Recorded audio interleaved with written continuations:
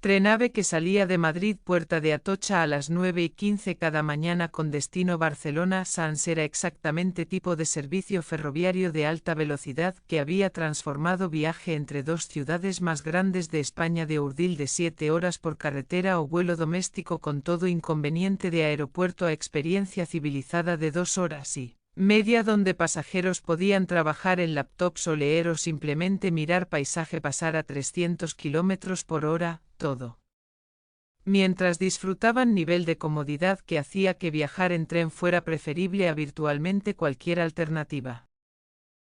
Jueves 3 de octubre de 2025 amaneció con sol brillante que era raro para otoño en Madrid, cielo completamente despejado, temperatura ya alcanzando 22 grados a las 9 de mañana sugiriendo que mediodía podría alcanzar 28. Tipo de día que hacía que personas consideraran cancelar planes de trabajo y pasar tiempo afuera en lugar de estar encerrados en oficinas o trenes. Pero 12 pasajeros en vagón de primera clase de AVE 03015 tenían compromisos en Barcelona que no podían ser cancelados, reuniones de negocios, conferencias médicas, obligaciones familiares. Razones diversas que los habían traído a estación temprano esa mañana donde habían pasado por seguridad mínima que trenes domésticos requerían antes de abordar vagón que era significativamente más espacioso y confortable que clase turista, con asientos de cuero que reclinaban generosamente y mesas plegables y servicio de catering que proporcionaba desayuno y café de calidad superior a lo que aerolíneas domésticas ofrecían. Entre esos 12 pasajeros estaba Javier Ruiz, hombre de 45 años vestido en traje de negocios que era caro pero no ostentoso, llevando maletín de cuero y laptop, expresión mostrando tipo de tensión que hombres de negocios exitosos frecuentemente llevaban cuando viajaban para reuniones importantes. Quien había reservado asiento 3 junto a ventana en extremo delantero de vagón, quien había abordado puntualmente a las 9, quien había acomodado equipaje en compartimiento superior antes de sentarse y sacar laptop y comenzar a revisar presentación de PowerPoint que aparentemente necesitaba perfeccionar antes de llegar a Barcelona. Tren partió exactamente a tiempo. Puntualidad era una de características que hacía AVE tan popular entre pasajeros de negocios, acelerando suavemente a través de suburbios de Madrid antes de alcanzar velocidad de crucero en campo abierto de Castilla que se extendía plano y marrón en todas direcciones bajo sol de octubre. A las 10:47, hora y media después de partida, aproximadamente punto medio de viaje, Javier se levantó de asiento, dejando laptop abierta mostrando presentación a medio terminar. Caminando hacia parte trasera de vagón donde baños estaban ubicados, movimiento que no atrajo atención particular de otros pasajeros quienes estaban absortos en sus propios asuntos. 5 minutos pasaron. 10 minutos. 15. A las 11:03 asistente de tren, joven mujer llamada Carmen quien trabajaba en AVE durante 3 años, notó que luz de ocupado, en uno de baños había estado encendida durante tiempo inusualmente largo, suficientemente largo que comenzó a preocuparse de que pasajero podría estar enfermo o necesitar asistencia. Tocó puerta suavemente. Señor, ¿está bien? Sin respuesta. Tocó más fuerte. Señor, si no responde tendré que abrir puerta. Silencio. Carmen usó llave maestra que personal de tren llevaba para emergencias, abriendo puerta que se balanceó hacia adentro revelando espacio pequeño, menos de 2 metros cuadrados, conteniendo inodoro y lavabo y espejo y Javier Ruiz desplomado en piso en posición que era inmediatamente reconocible como no simplemente desmayado sino muerto. Rostro que había cambiado a color azulado que indicaba asfixia. Ojos que estaban abiertos y vidriosos. Marca alrededor de cuello que era roja y profunda sugiriendo estrangulamiento. Carmen gritó, no podía evitarlo incluso con entrenamiento sobre mantener compostura en emergencias, sonido que atrajo atención inmediata de conductor de tren quien llegó corriendo desde cabina al frente, evaluando situación antes de hacer anuncio por intercomunicador que transformaría viaje rutinario de negocios en escena de crimen. Damas y caballeros, tenemos emergencia médica a bordo, tren hará parada no programada en próxima estación, por favor permanezcan en asientos. Pero mientras tren comenzaba a desacelerar, conductor hizo segunda llamada, esta a centro de control de Renfe, reportando no emergencia médica sino muerte sospechosa a bordo, solicitando que policía fuera alertada y que estuvieran esperando en estación de Guadalajara donde tren haría parada de emergencia en 8 minutos. Y mientras pasajeros en primera clase comenzaban a murmurar entre ellos tratando de entender qué había causado parada inesperada, asesino quien había estrangulado a Javier Ruiz en baño hace 15 minutos estaba sentado entre ellos. Expresión cuidadosamente neutral, manos que no temblaban, corazón que bombeaba en ritmo estable de alguien quien o no sentía culpa sobre lo que había hecho o quien había aprendido durante años a esconder emociones detrás de máscara que sociedad consideraba apropiada. 11 pasajeros restantes. Uno de ellos asesino. Y tren que ahora era escena de crimen móvil conteniendo tanto víctima como asesino quien no tenía manera de escapar porque próxima parada era estación pequeña en medio de campo donde policía estaría esperando. Ángela López recibió llamada a las 11:24, 21 minutos después de que cuerpo había sido descubierto. Tiempo durante cual tren había hecho parada de emergencia en Guadalajara y durante cual policía local había abordado y asegurado vagón de primera clase y tomado declaraciones preliminares de pasajeros quienes estaban todos insistiendo que no habían visto nada inusual, informándola que había homicidio en tren AVE que requería detective experimentado porque jurisdicción era complicada dado que muerte había ocurrido mientras tren estaba en movimiento entre Madrid y Barcelona. Víctima: Javier Ruiz, 45, empresario de Madrid, estrangulado en baño de primera clase. ¿Sospechosos? 11 otros pasajeros en mismo vagón, uno de ellos debe ser asesino porque muerte ocurrió mientras tren estaba en movimiento, no hay manera de que alguien externo pudiera haber entrado. ¿Dónde está tren ahora? Detenido en Guadalajara, esperando instrucciones.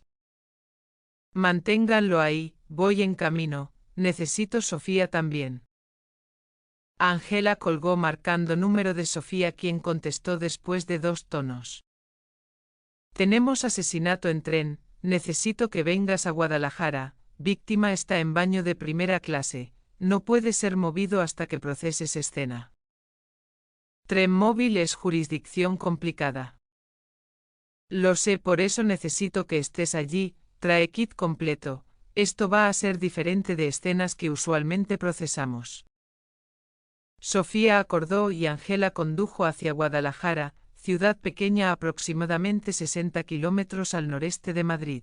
Llegando a estación a las 12:43 donde encontró tren detenido en plataforma rodeado por coches patrulla y donde 11 pasajeros de primera clase estaban siendo mantenidos en sala de espera separada mientras oficiales locales trataban de descifrar protocolo apropiado para manejar homicidio que técnicamente había ocurrido en territorio que estaba moviéndose a 300 kilómetros por hora cuando crimen fue cometido.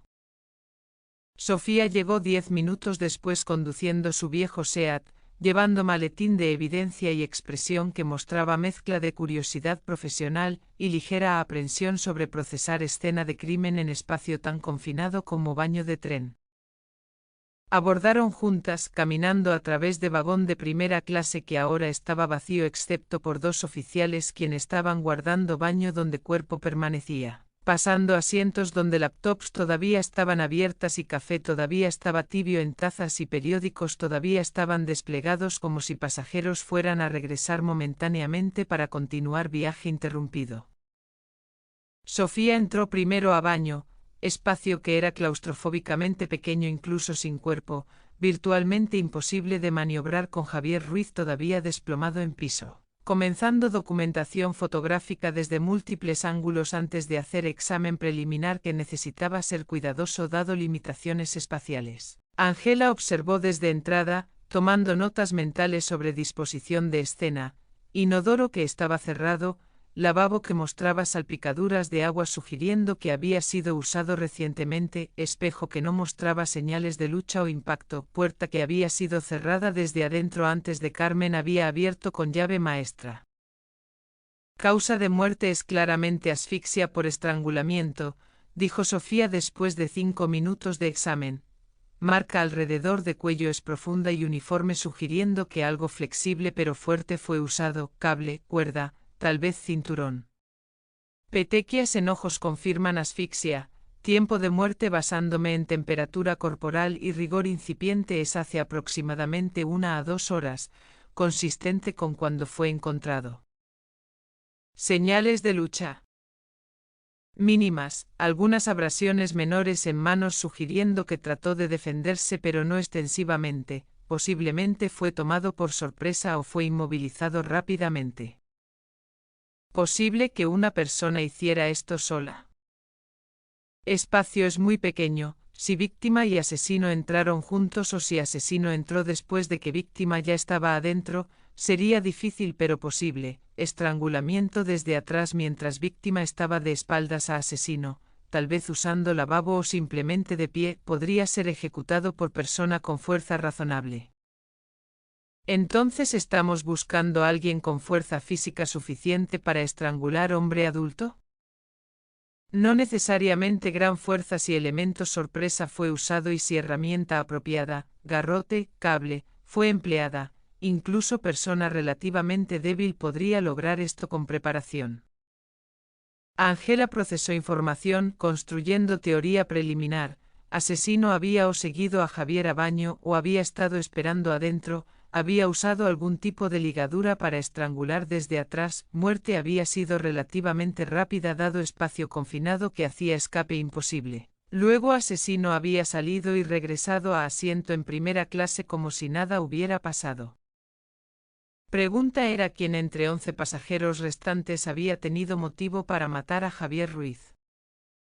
Y pregunta secundaria era si otros pasajeros habían visto algo, movimiento sospechoso, persona entrando o saliendo de baño en tiempo relevante, cualquier cosa que pudiera identificar asesino. Necesito entrevistar pasajeros, dijo Ángela, todos 11, individualmente. Sala de espera en estación de Guadalajara era espacio pequeño con bancos de plástico y máquina de vending y reloj en pared que mostraba 1:15, 4 horas después de que tren había dejado Madrid, hora y media después de que muerte había sido descubierta, donde 11 pasajeros de primera clase estaban esperando con niveles variados de paciencia e irritación que venía de tener viaje interrumpido y ser tratados como sospechosos potenciales en investigación de homicidio. Ángela decidió estrategia para entrevistas, comenzar con asistente de tren Carmen quien había encontrado cuerpo y quien podría proporcionar información sobre timeline. Luego proceder a través de pasajeros en orden de proximidad de asiento a baño donde asesinato había ocurrido, buscando inconsistencias en historias y observando reacciones que podrían traicionar culpa. Carmen fue primera, todavía vistiendo uniforme de Renfe, todavía visiblemente afectada por experiencia de encontrar cuerpo, sentándose en silla que Ángela había colocado en oficina pequeña que gerente de estación había proporcionado para entrevistas privadas. Cuénteme exactamente qué vio cuando abrió puerta de baño. Carmen respiró profundo, claramente reviviendo momento.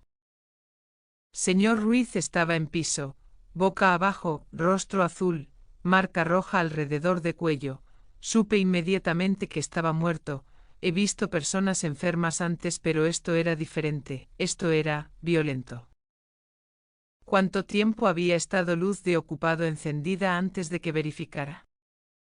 Quizás 15 minutos, noté porque usualmente personas no pasan tanto tiempo, especialmente en tren donde baños son pequeños e incómodos.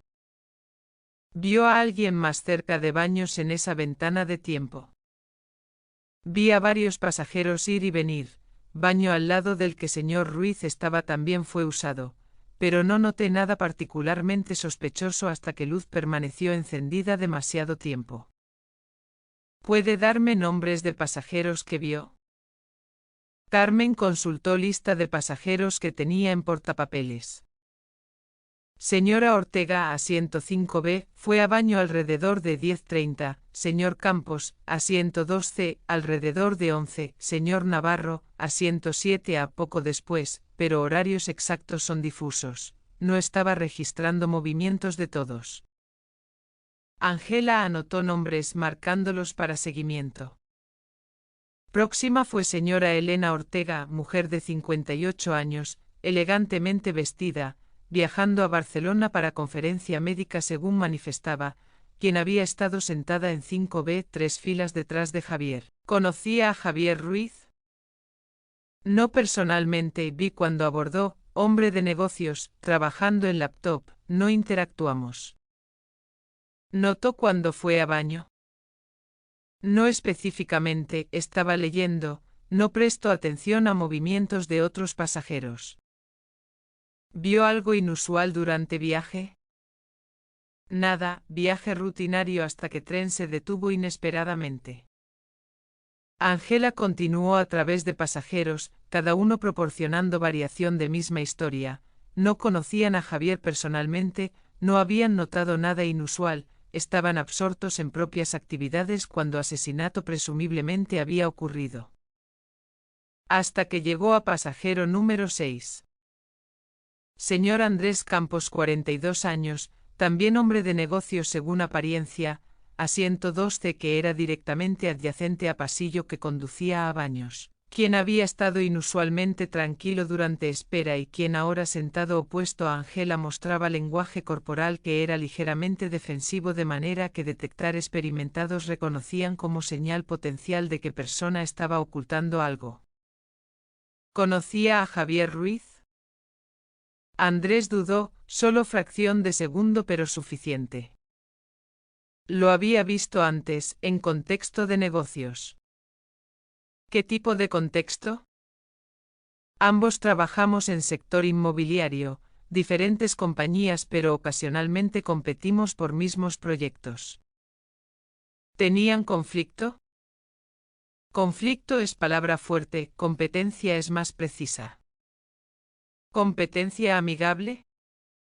Otra pausa. No siempre, Javier ganó licitación hace 6 meses que mi compañía había esperado ganar. Proyecto grande, valía varios millones, pérdida fue significativa para nosotros. ¿Suficientemente significativa para querer venganza? Andrés se tensó. ¿Está acusándome? Estoy preguntando, usted estaba en tren, tenía conflicto con víctima, asiento estaba cerca de baño donde fue asesinado. No lo maté, competencia de negocios no es motivo para asesinato. Entonces, ¿dónde estaba entre 10:45 y 11:15? En mi asiento, trabajando en laptop. ¿Alguien puede confirmar? Otros pasajeros presumiblemente me vieron, no me moví de asiento durante ese tiempo. Ángela hizo nota de verificar con otros pasajeros si testimonio de Andrés era preciso. Entrevistas continuaron. ¿Conocía a Javier Ruiz? No personalmente, vi cuando abordó, hombre de negocios, trabajando en laptop, no interactuamos. ¿Notó cuando fue a baño? No específicamente, estaba leyendo, no prestó atención a movimientos de otros pasajeros. ¿Vio algo inusual durante viaje? Nada, viaje rutinario hasta que tren se detuvo inesperadamente. Ángela continuó a través de pasajeros, cada uno proporcionando variación de misma historia. No conocían a Javier personalmente, no habían notado nada inusual, estaban absortos en propias actividades cuando asesinato presumiblemente había ocurrido. Hasta que llegó a pasajero número 6. Señor Andrés Campos, 42 años, también hombre de negocios según apariencia, asiento 2C, que era directamente adyacente a pasillo que conducía a baños, quien había estado inusualmente tranquilo durante espera y quien ahora sentado opuesto a Ángela mostraba lenguaje corporal que era ligeramente defensivo de manera que detectar experimentados reconocían como señal potencial de que persona estaba ocultando algo. ¿Conocía a Javier Ruiz? Andrés dudó, Solo fracción de segundo pero suficiente. Lo había visto antes, en contexto de negocios. ¿Qué tipo de contexto? Ambos trabajamos en sector inmobiliario, diferentes compañías pero ocasionalmente competimos por mismos proyectos. ¿Tenían conflicto? Conflicto es palabra fuerte, competencia es más precisa. ¿Competencia amigable? Otra pausa. No siempre. Javier ganó licitación hace 6 meses que mi compañía había esperado ganar. Proyecto grande, valía varios millones. Pérdida fue significativa para nosotros. ¿Suficientemente significativa para querer venganza? Andrés se tensó. ¿Está acusándome? Estoy preguntando, usted estaba en tren, tenía conflicto con víctima, asiento estaba cerca de baño donde fue asesinado. No lo maté, competencia de negocios no es motivo para asesinato. Entonces, ¿dónde estaba entre 10:45 y 11:15? En mi asiento, trabajando en laptop. ¿Alguien puede confirmar? Otros pasajeros presumiblemente me vieron, no me moví de asiento durante ese tiempo. Ángela hizo nota de verificar con otros pasajeros si testimonio de Andrés era preciso. Entrevistas continuaron. Sofía completó procesamiento de escena de crimen en baño aproximadamente a las 2:30, 3 horas después de que muerte había sido descubierta, tiempo durante cual había documentado cada centímetro de espacio confinado, había recolectado muestras de tejido de debajo de uñas de Javier en caso de que hubiera DNA de atacante. Había fotografiado marca de estrangulamiento desde múltiples ángulos para determinar tipo específico de ligadura que había sido usada, había verificado piso y paredes buscando fibras o cabello o cualquier otra evidencia que asesino pudiera haber dejado inadvertidamente. Encontró algo que era potencialmente significativo, fibra pequeña atrapada en hebilla de cinturón de Javier, diferente en color y textura de su propia ropa, sugiriendo que había venido de atacante durante lucha breve que había precedido muerte. Fibra era azul oscuro, casi negro, y análisis preliminar bajo microscopio portátil que Sofía llevaba sugería que era lana de alta calidad, tipo que sería usado en traje de negocios caro en lugar de ropa casual. Ángela verificó notas de entrevistas, buscando quién entre 11 pasajeros había estado vistiendo traje azul oscuro. 3 coincidencias: Andrés Campos, Rafael Navarro y Martín Ruiz. Todos 3 también en lista de personas con motivos potenciales. Pero fibra sola no era suficiente para arresto, necesitaría ser coincidida específicamente con prenda de vestir a través de análisis forense más detallado, e incluso entonces defensa podría argumentar transferencia inocente durante interacción casual en vagón apretado. Ángela necesitaba más evidencia. Sofía continuó examen, esta vez enfocándose en objetos personales de Javier que habían sido encontrados en sus bolsillos, billetera conteniendo identificación y tarjetas de crédito y aproximadamente 300 euros en efectivo, teléfono celular que estaba protegido con contraseña, llaves y papel pequeño doblado que había estado en bolsillo interior de chaqueta. Sofía desplegó papel cuidadosamente, nota escrita a mano en escritura que era apresurada pero legible. Necesitamos hablar. Vagón cafetería 10:45. Importante. No ignores esto. Mr. Martín Ruiz. Primo distante quien había admitido conflicto familiar sobre herencia. Quien había escrito notas solicitando reunión. Quien aparentemente había querido hablar con Javier durante viaje. Ángela sintió caso comenzando a enfocarse, nota proporcionaba evidencia de contacto premeditado, sugerencia de que lo que había ocurrido no era encuentro aleatorio sino reunión planificada que había ido terriblemente mal o que había sido diseñada desde principio para terminar en violencia. Necesitaba confrontar a Martín. Inmediatamente. Martín Ruiz fue traído de vuelta a oficina de entrevista a las 3:10, hombre de 51 años con cabello comenzando a encanecer, vestido en traje azul oscuro que coincidía con descripción de Fibra que Sofía había encontrado. Expresión que había sido cuidadosamente neutral durante entrevista inicial pero que ahora mostraba signos de tensión cuando vio que Ángela estaba sosteniendo nota en bolsa de evidencia. ¿Reconoce esto?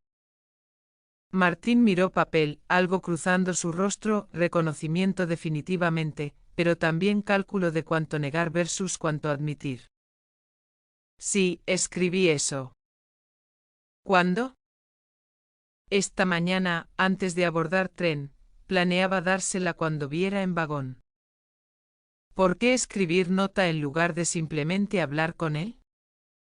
Porque Javier y yo no habíamos hablado en 5 años. No estaba seguro de que aceptaría hablar conmigo si simplemente me acercaba. Nota parecía menos confrontacional. Pero fue confrontacional la reunión que solicitó. Martín dudó, luego asintió lentamente. Sí, supongo que fue. ¿De qué necesitaban hablar tan urgentemente? Herencia familiar. Cuando nuestra abuela murió hace 6 años, testamento dividió patrimonio entre varios primos. Javier recibió porción más grande, aproximadamente 60%, porque había sido favorito de abuela. Resto fue dividido entre 4 de nosotros. Mi porción fue aproximadamente 500.000 euros. ¿Eso parece generoso? Lo fue, pero descubrí hace 3 meses que Javier había manipulado a abuela durante años finales de vida, convenciéndola de cambiar testamento, aislándola del resto de familia. Básicamente cometió fraude de influencia indebida. Contraté abogado, comenzamos proceso para impugnar testamento. Javier respondió con contrademanda amenazando con arruinarme financieramente si no abandonaba caso. Entonces reunión era sobre eso. Iba a ser último intento de resolver esto sin ir a corte, ofrecerle trato, dividir patrimonio más equitativamente, evitar publicidad de juicio, pero pausó. ¿Pero qué? Pero nunca tuve oportunidad de hablar con él. Planeé reunirme en vagón cafetería a 10:45 como nota decía, pero cuando llegué allí, Javier no apareció. Esperé 20 minutos, luego regresé a mi asiento, asumí que había ignorado nota, que no estaba interesado en hablar. Entonces no vio a Javier después de abordar tren.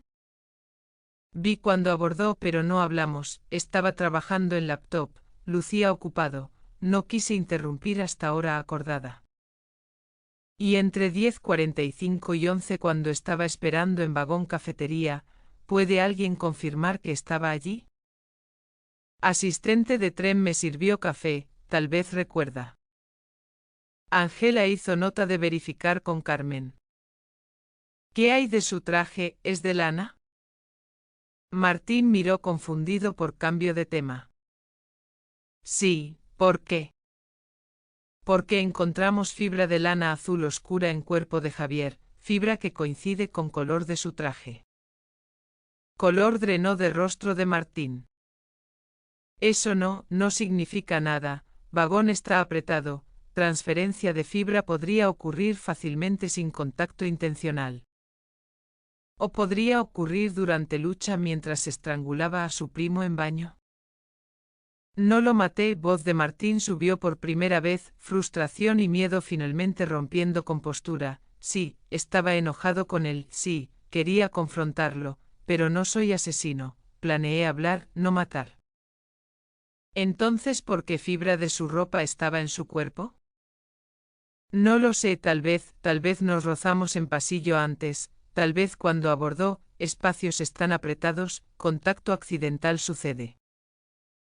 Ángela dejó silencio llenar habitación, observando mientras Martín se retorcía bajo presión, evaluando si estaba viendo culpa de asesino atrapado o ansiedad de hombre inocente quien reconocía que evidencia circunstancial lo hacía lucir culpable. ¿Dónde estaba entre 10:40 y 11:15? Preguntó finalmente. Dije que estaba en vagón cafetería, esperando. Y después de que Javier no apareció. Regresé a asiento, alrededor de 11:10. Pasó por Baños en camino de regreso. Sí que están entre vagón cafetería y primera clase, pero no entré, no vi a Javier, simplemente pasé de regreso a asiento. ¿Vio a alguien más cerca de Baños? Martín pensó cuidadosamente. Creo que vi mujer, una de pasajeras, saliendo de uno de Baños, pero no estoy seguro de hora exacta. ¿Qué pasajera? No recuerdo específicamente, no presté mucha atención. Ángela dejó a Martín con advertencia de no dejar estación, luego fue a buscar a Carmen para verificar si recordaba ver a Martín en vagón cafetería durante ventana de tiempo relevante. Carmen confirmó Martín había estado en vagón cafetería de aproximadamente 10:47 a 11:08, había pedido café, había estado sentado solo en mesa mirando hacia puerta como si esperando a alguien, había lucido progresivamente más frustrado mientras minutos pasaban sin que persona esperada apareciera. Coartada de Martín era verificada. No podría haber estado en dos lugares simultáneamente, en vagón cafetería esperando reunión y en baño estrangulando a Javier. Lo que significaba que Ángela estaba de vuelta en punto de partida con tres sospechosos restantes quien tenían motivos y quienes no tenían coartadas sólidas, Andrés Campos, Rafael Navarro y Ana Torres. Ángela decidió cambiar estrategia. En lugar de continuar entrevistas individuales que estaban produciendo negaciones y coartadas parciales, traería dos sospechosos juntos y observaría cómo interactuaban, buscando señales de coordinación o inconsistencias que podrían traicionar culpa. Eligió a Ana Torres y Andrés Campos, ex empleada quien alegaba acoso y rival de negocios quien había perdido proyecto. Porque algo en manera en que cada uno había respondido durante entrevistas iniciales le hacía sospechar que podría haber conexión entre ellos que no habían revelado. Los trajo a oficina juntos a las 16:20 observando cuidadosamente sus reacciones cuando se vieron, momento de reconocimiento que pasó entre ellos demasiado rápido, mirada intercambiada que duró fracción de segundo antes de que ambos rápidamente miraran hacia otro lado. ¿Se conocen?, preguntó Ángela directamente. No, dijo Ana rápidamente, demasiado rápidamente. No, acordó Andrés, pero su lenguaje corporal traicionaba mentira. Interesante, dijo Ángela, sacando teléfono, porque registros de compañía telefónica que solicité hace hora muestran 19 llamadas entre número de Ana y número de Andrés durante últimas 6 semanas, promedio de 3 minutos cada una. Patrón consistente con personas que están coordinando algo. Silencio cayó. Ana y Andrés intercambiaron otra mirada, esta más larga, más cargada con comunicación silenciosa de personas quien habían sido atrapadas en mentira y quien estaban calculando cuánto más negar versus cuánto admitir. Finalmente Ana habló. Nos conocimos hace 2 meses. Grupo de apoyo para personas quien han sido perjudicadas por Javier Ruiz. Grupo de apoyo, Ángela levantó ceja, o grupo de conspiración. No es así, protestó Andrés, solo compartimos experiencias, hablamos sobre cómo Javier había arruinado nuestras vidas, proporcionamos apoyo emocional entre nosotros. Y decidieron que mejor apoyo emocional sería asesinarlo. No, Ana casi gritó, no planeamos matarlo, solo queríamos confrontarlo, hacer que enfrentara consecuencias de sus acciones. Entonces, porque ambos estaban en mismo tren, coincidencia parece inverosímil. Andrés y Ana intercambiaron otra mirada, comunicación silenciosa pasando entre ellos antes de que Andrés finalmente habló. Planeamos confrontación. Sabíamos que Javier tomaba este tren cada jueves para reuniones en Barcelona.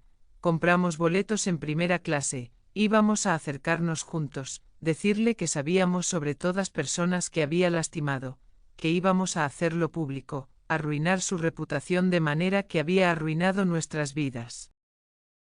Pero algo salió mal. No llegamos tan lejos, dijo Ana. Antes de que pudiéramos acercarnos, Javier fue a baño, y luego fue encontrado muerto. Conveniente, observó Angela. Planean confrontación, víctima muere antes de que pueda ocurrir, y ambos tienen coartadas de estar sentados en asientos cuando asesinato ocurrió. Porque eso es donde estábamos, insistió Andrés, no lo matamos, sé que lucimos culpables, sé que tener conexión secreta y estar en mismo tren hace que parezca que conspiramos, pero juro que planeamos confrontación verbal, no violencia, no asesinato. Angela estudió a ambos, Ana quien lucía al borde de lágrimas, Andrés quien lucía desesperado por ser creído, evaluando si actuación era genuina o si era exactamente eso, actuación diseñada para generar simpatía mientras ocultaban verdad más oscura. Entonces, si no lo mataron, ¿quién lo hizo? No sabemos, dijo Ana, pero había otras personas en tren, otras personas quien Javier había lastimado, tal vez uno de ellos, pausó. Tal vez uno de ellos ¿qué? Tal vez uno de ellos tuvo mismo idea que nosotros, pero fue más lejos. Angela hizo que ambos fueran detenidos temporalmente mientras verificaba sus historias, solicitando filmación de cámara de seguridad de Estación de Madrid mostrando si Ana y Andrés habían abordado juntos o separadamente, revisando manifiestos de asientos para confirmar que habían estado sentados en ubicaciones que afirmaban. Todo verificó. Habían abordado separadamente pero dentro de 5 minutos uno de otro. Asientos estaban en lados opuestos de vagón, Ana en fila 5, Andrés en fila 2, suficientemente separados que coordinación durante viaje habría requerido movimiento obvio que otros pasajeros habrían notado. Y cuando Angela entrevistó a otros pasajeros preguntando específicamente si habían visto a Ana o Andrés moviéndose durante ventana crítica de tiempo, múltiples testigos confirmaron que ambos habían permanecido en asientos, Ana leyendo revista, Andrés trabajando en laptop. Coartadas verificadas.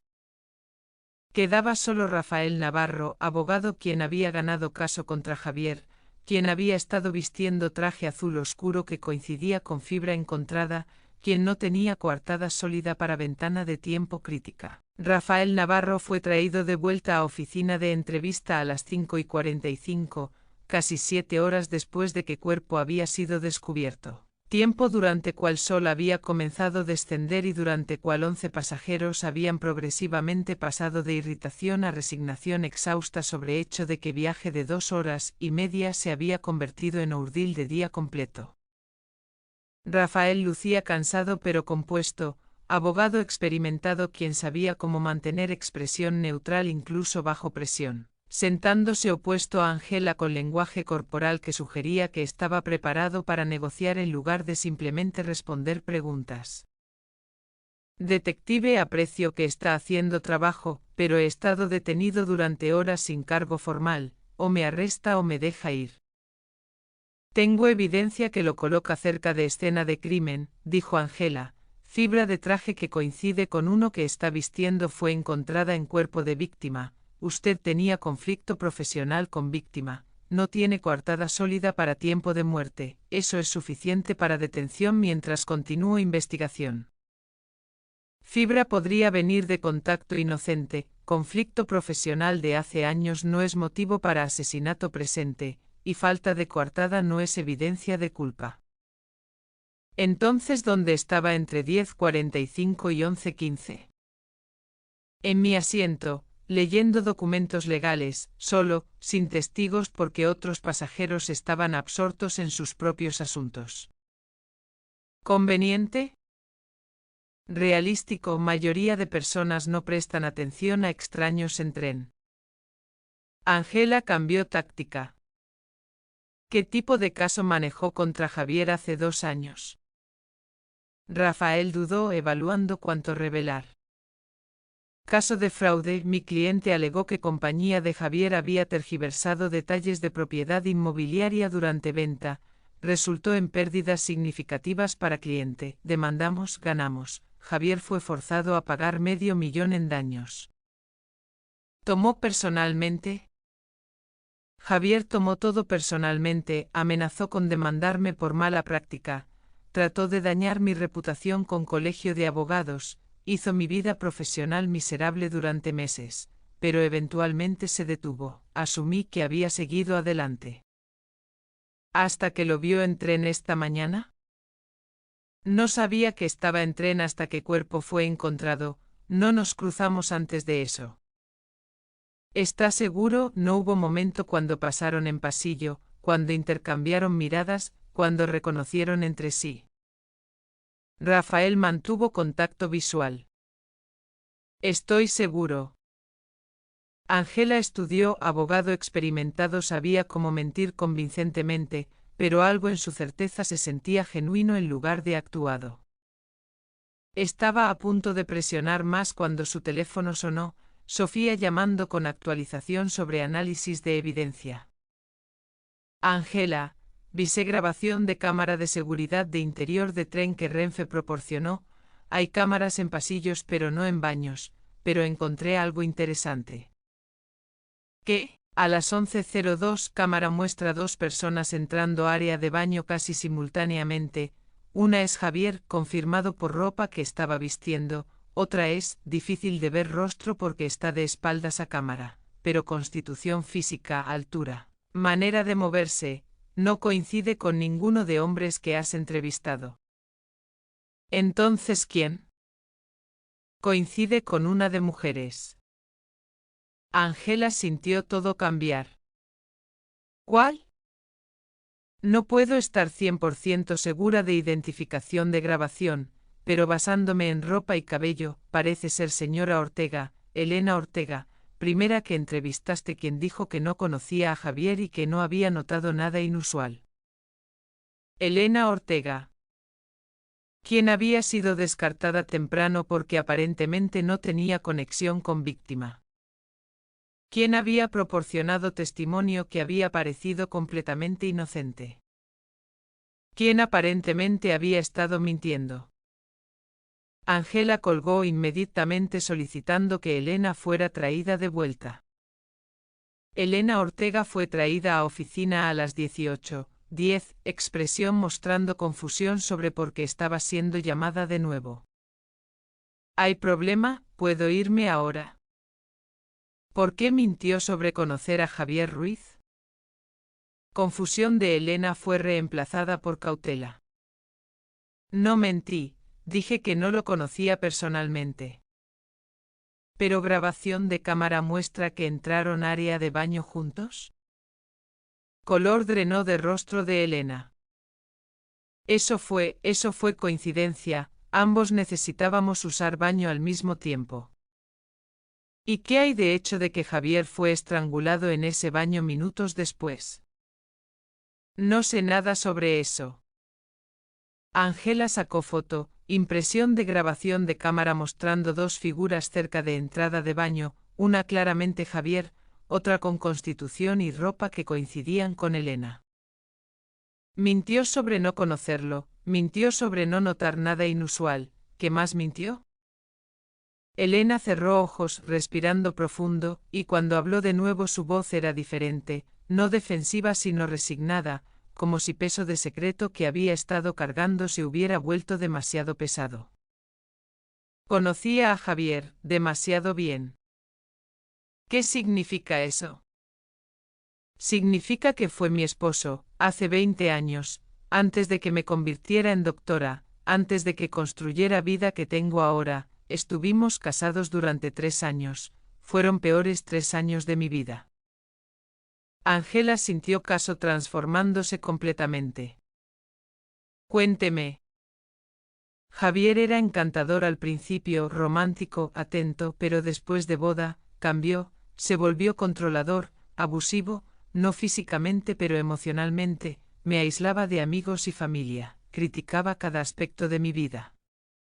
Me hacía sentir que no valía nada sin él. A las 11:02 cámara muestra dos personas entrando área de baño casi simultáneamente, una es Javier, confirmado por ropa que estaba vistiendo, otra es, difícil de ver rostro porque está de espaldas a cámara, pero constitución física, altura, manera de moverse, no coincide con ninguno de hombres que has entrevistado.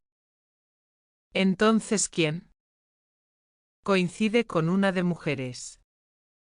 Ángela sintió todo cambiar. ¿Cuál?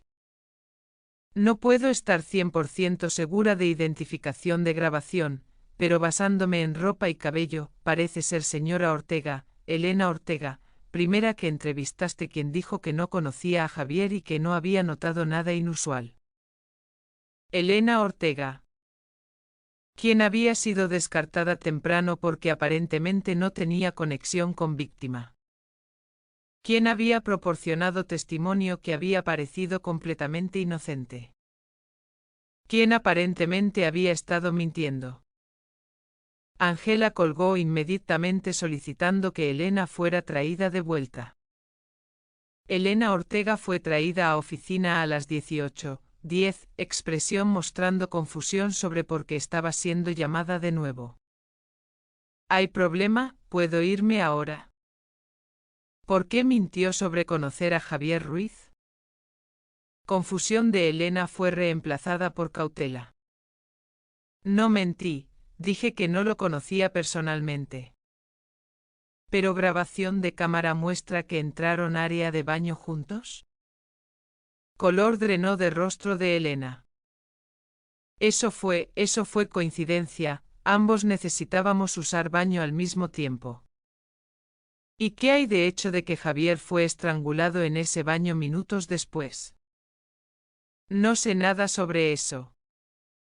Ángela sacó foto, impresión de grabación de cámara mostrando dos figuras cerca de entrada de baño, una claramente Javier, otra con Constitución y ropa que coincidían con Elena. Mintió sobre no conocerlo, mintió sobre no notar nada inusual, ¿qué más mintió?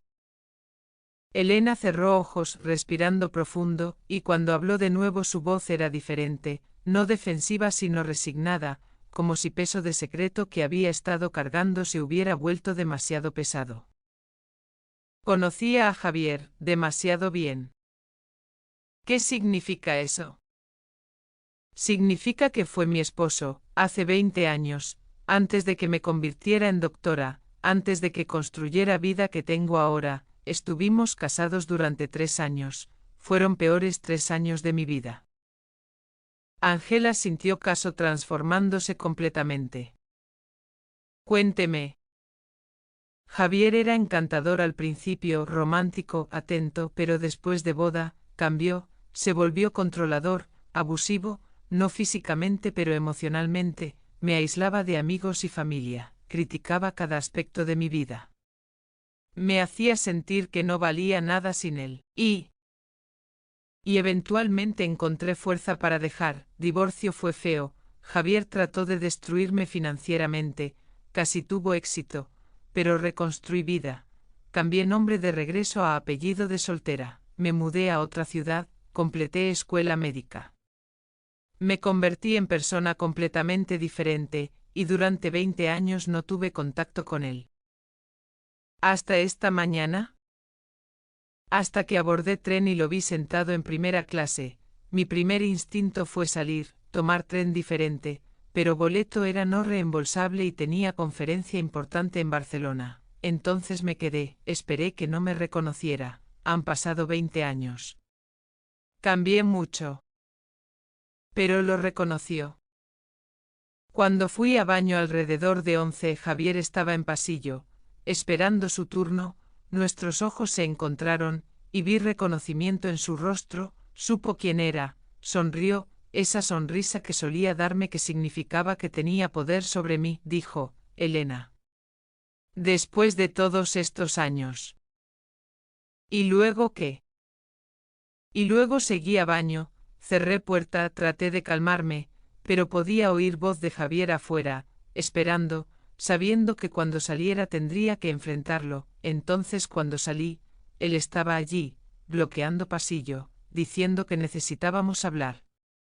Que tenía tanto que contarme, que había pensado en mí durante años. ¿Y usted?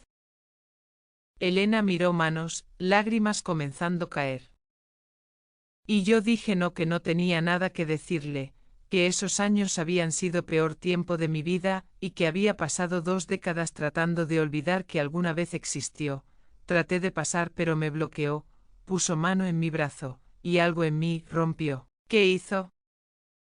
Llevaba bufanda de seda que había estado usando porque aire acondicionado en tren era frío, y cuando sentí su mano en mi piel de manera que solía tocarme cuando estábamos casados. Cuando veía esa sonrisa que significaba que pensaba que todavía tenía control sobre mí, envolví bufanda alrededor de su cuello. Ángela se inclinó hacia adelante. ¿Y luego? Y luego jaló hacia atrás hacia baño, no planeé, no pensé, solo actué, empujó adentro, cerré puerta, y apreté, él trató de luchar pero soy doctora, sé exactamente dónde presionar para cortar flujo de sangre a cerebro, tomó menos de 2 minutos, y luego estaba muerto, 20 años de miedo y rabia y trauma todos salieron en esos 2 minutos. ¿Y después? Después quité bufanda, la puse de regreso alrededor de mi cuello, salí, regresé a asiento, y esperé, sabía que eventualmente sería encontrado, sabía que habría investigación, pero pensé que tal vez, solo tal vez, nadie conectaría doctora respetada con esa esposa abusada de hace 2 décadas. Pero guardó bufanda, ¿evidencia? Elena sacó bufanda de bolsa, seda azul oscuro, arrugada de estar guardada. No podía deshacerme de ella, cada vez que la veo, recuerdo que finalmente me defendí, que finalmente detuve hombre quien arruinó años de mi vida. Ángela tomó bufanda cuidadosamente colocándola en bolsa de evidencia, luego leyó derechos a Elena mientras realizaba arresto formal por asesinato. Elena no resistió. Simplemente asintió aceptando que consecuencias de acciones tomadas en momento de trauma revivido ahora determinarían resto de vida. Juicio de Elena Ortega comenzó 5 meses después, marzo de 2026, durando 3 semanas durante cuales defensa argumentó síndrome de mujer maltratada, décadas de PTSD de matrimonio abusivo, acto impulsivo cuando confrontada inesperadamente con abusador en espacio confinado donde no podía escapar. Fiscal argumentó premeditación. Elena había tenido múltiples oportunidades de reportar Javier a autoridades del tren, había elegido violencia en lugar de buscar ayuda, había ocultado evidencia después. Jurado deliberó 22 horas antes de regresar con veredicto de homicidio voluntario en lugar de asesinato en primer grado, reconociendo trauma pero también responsabilidad. Sentencia: 12 años de prisión con posibilidad de libertad condicional después de 8. Elena aceptó sentencia con dignidad tranquila, diciendo en declaración final: no lamento protegerme, lamento que tomó 20 años y vida de alguien para finalmente sentirme libre. Epílogo 3 años después. Elena sirvió 8 años, fue liberada en libertad condicional con buena conducta. Retomó práctica médica en clínica que trabajaba con sobrevivientes de violencia doméstica. Dio conferencias sobre trauma y respuesta de lucha. Escribió memoria que se convirtió en bestseller. Ángela recordaba caso como recordatorio de que líneas entre víctima y perpetrador a veces eran más borrosas de lo que ley permitía, que justicia no siempre era simple, que comprensión requería empatía junto con aplicación de reglas. Y cada vez que viajaba en AVE a Barcelona, pensaba sobre ese día en tren cuando 11 vidas fueron interrumpidas, una terminó. Y verdad sobre violencia que había durado décadas finalmente emergió en espacio de 2 minutos en baño pequeño mientras España pasaba a 300 km/h afuera de ventanas.